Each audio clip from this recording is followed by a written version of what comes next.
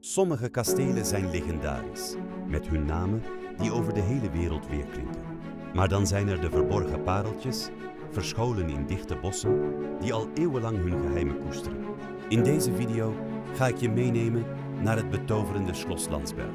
Hier, waar middeleeuwse ridders hun dapperheid toonden, machtige edelen hun invloed uitbreidden en de industriële familie Thyssen hun onuitwisbare stempel drukte, komen de verhalen van weleer tot leven.